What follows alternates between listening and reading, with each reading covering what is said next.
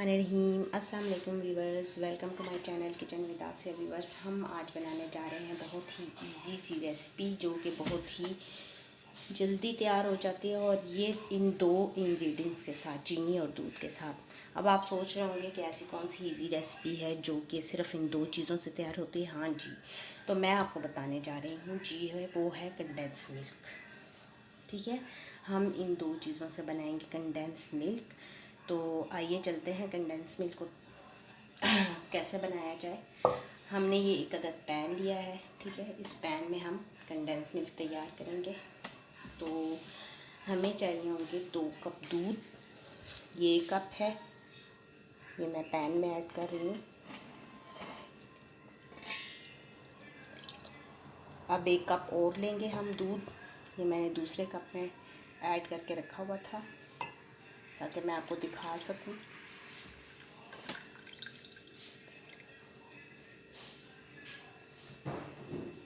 ठीक है, ये अब हम ये भी इस पैन में ऐड कर देंगे। 2 कप दूध हमने ले लिया, ठीक है। ये 1 कप चीनी हम लेंगे। 1 कप चीनी हम इस दूध में डालेंगे और इसे इतना पकाएंगे कि ये जो दूध है ये तकरीबन 1 कप रह जाए या 1.5 कप, ठीक है। तो आइए चलते हैं, हम फिर आपको दिखाते हैं। आप जितनी इसकी कंसिस्टेंसी रखना चाहें, जितना गाढ़ा आप इसे रखना चाहें कंडेंस मिल्क को, उस हिसाब से जो है आप बना लें, ठीक है। तो आइए चलते हैं, अब इस पैन को हम चूल्हे पर रखते हैं। ये देखिए व्यूअर्स, चीनी बिल्कुल डिज़ोल्व हो चुकी है और दूध ने भी अपना कलर चेंज कर लिया, आप देख सकते हैं। अब हमने क्या करना है कि बस आंच को ज़रा नॉर्मल ही रखना है, ना ज़्यादा कम ना बहुत तेज़, तो इसे पकने देना है। अब हमने इसको इतनी देर पकाना है कि जितना हमें जितनी हमें इसकी कंसिस्टेंसी चाहिए, जितना गाढ़ा हमें ये चाहिए, हमने इतनी देर तक इसे पकाना है, ठीक है। अभी चीनी अच्छे से डिज़ोल्व हो गई, इस वक्त ये बहुत पतला है। आहिस्ता आहिस्ता ये पक कर गाढ़ा होता जाएगा। फिर हम आपको दिखाते हैं कि हमने कितनी सी इसकी कंसिस्टेंसी रखनी है, कितना गाढ़ा हमने इसे रखना है, ठीक है। व्यूअर्स, बबल्स आना शुरू हो गए हैं और ये गाढ़ा होना शुरू हो गया है, ठीक है। कंडेंस मिल्क बनने लगा है, दूध और चीनी का मिक्सचर। थोड़ी देर हम और पकाएंगे। आप देख सकते हैं, जब इस तरह से बबल्स आने लगे आप समझें कि आपका कंडेंस मिल्क जो है बस रेडी हो गया। ये देखिए, थोड़ा सा हम और बनाएंगे इसे ताकि थोड़ा सा और गाढ़ा हो जाए। ये आपको पता है कि ठंडा होने के बाद ना ये ज़रा थोड़ा सा और ठीक हो जाता है।